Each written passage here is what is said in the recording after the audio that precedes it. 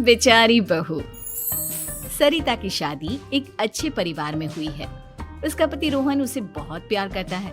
घर में उसकी सास शांति और ननद मीनाक्षी भी है, जो सरिता के किसी काम में दखल अंदाजी नहीं करती। लेकिन फिर भी सरिता को ऐसा लगता है कि दुनिया की सबसे ज्यादा बेचारी बहू वही है और सबसे ज्यादा अत्याचार उसी पर हो रहा है।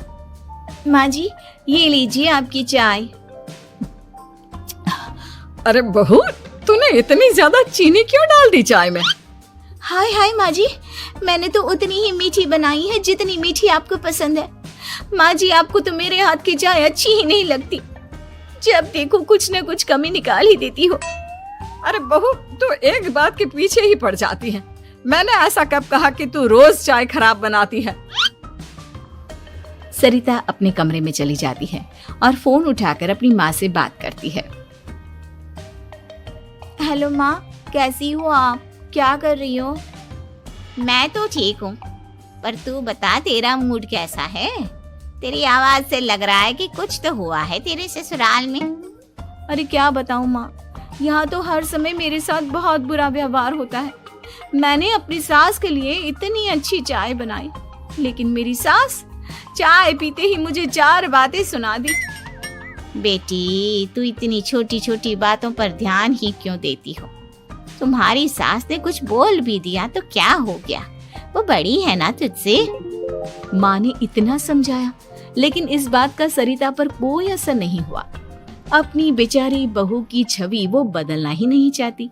अगली सुबह सब नाश्ते की टेबल पर बैठकर नाश्ता कर रहे थे, तभी सरिता ने अपने पति से कहा, सुनिए जी, मुझे ना आज बाजार से कुछ सामान लेकर आना है।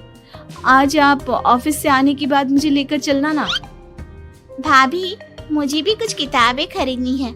आप दोनों जा ही रहे हो तो मेरी किताबें भी ले आना। लो, अभी तो बात ही की है बाजार जाने की, तो एक फरमाइश आ गई। माँ जी, आप भी बता दो कुछ, और हाँ, मोहल्ले वालों से भी बोल दो अगर वो कुछ मंगवाना चाहते हो तो। बेचारी मीनाक्षी अपना सा मुंह लेकर रह गई। ये सब देखकर रोहन से चुप नहीं रह गया और वो गुस्से में बोला, सरिता, क्या हो गया है तुम्हें? मीनाक्षी ने तो सिर्फ किताबों के लिए बोला है। तुम्हें मीनाक्षी से इस तरह से बात नहीं करनी चाहिए। माफी मांगो उससे अभी। क्या? मैं माफी मांगू? दिन भर आपके घर के काम करूं मैं, आपकी और आपके घर वालों की बातें सुनूं मैं, और अब माफी भी मैं मांगू? ऐसा कभी नहीं हो सकता। ये बोलकर सरिता वहां से चली जाती है। एक दिन उनकी पड़ोसन घर आती है। अरे सरिता, क्या कर रही है? और क्या करूंगी भाभी जी, बस घर का काम ही कर रही हूँ। आप बताओ कैसे आना हुआ? अरे मैं तो तुम्हारा हालचाल पूछने आई थी, लेकिन तुम तो बिजी लग रही हो। कोई बात नहीं, मैं बाद में आ जाऊंगी। और क्या करूँ भाभी जी, जब से शादी होकर आई हूँ ना, बस काम ही कर रही हूँ, और इस घर में ना कोई मेरी कदर नहीं करता। पति है जो बस घर से ऑफिस, ऑफिस से घर। ननद को तो कॉलेज से फुर्सत नहीं।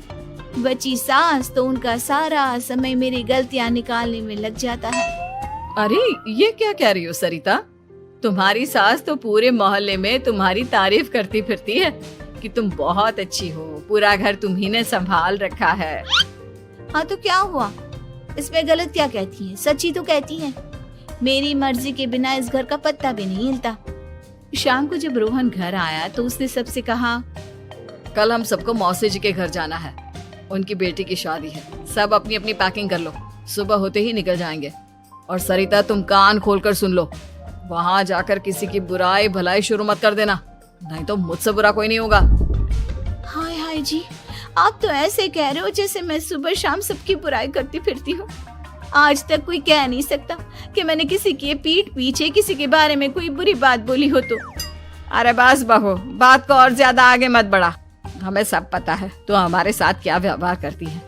ये बात घर तक रखना, शादी में किसी को कुछ मत बोलना, नहीं तो सब कहेंगे कि शांति की बहू कितना बोलती है। हाँ हाँ, सब कुछ तो मैं ही बोलती हूँ ना।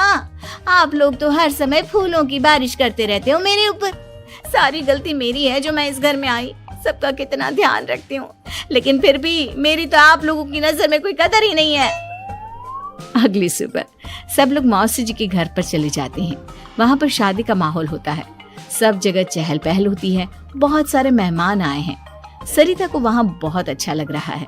वो अपने मन में सोचती है, यहाँ कितना अच्छा लग रहा है, कितनी रौनक है। मैं यहाँ किसी से ज्यादा बात नहीं करूंगी। अगर मेरे मुंह से कुछ ऐसा वैसा निकल गया तो रोहन जी तो मुझसे गुस्सा हो जाएंगी। सरिता ये सब सोच ही रही थी कि वहां रोहन की कजिन साक्षी आ गई और सरिता से बोली, आप सरिता भाभी हो ना? जितना आपके बारे में सुना था आप तो उससे भी ज्यादा सुंदर हो। हाँ वो तो है, मेरी सुंदरता की तारीफ सब करते हैं। मेरे मायके में तो सब यही बोलते हैं कि रोहन जी की किस्मत बहुत अच्छी है जिन्हें मैं मिली।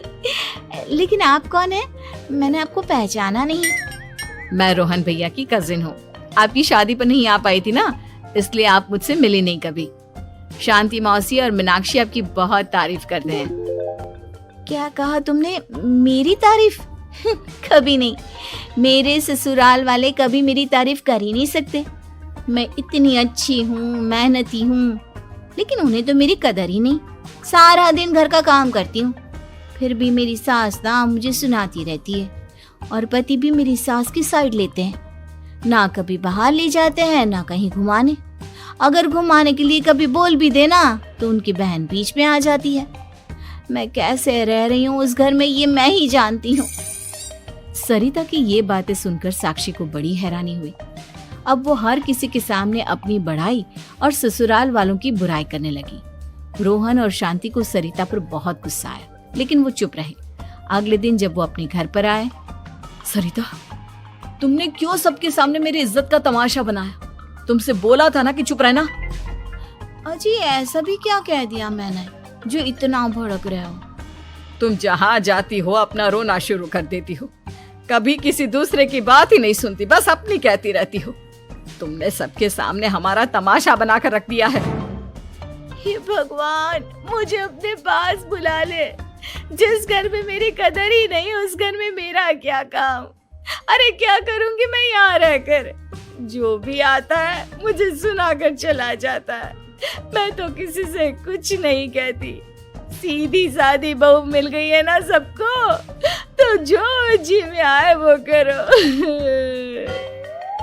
सरिता ने अपने आगे किसी को कुछ बोलने ही नहीं दिया और उस दिन भी उसने सबके सामने खुद को बेचारी बना ही दिया।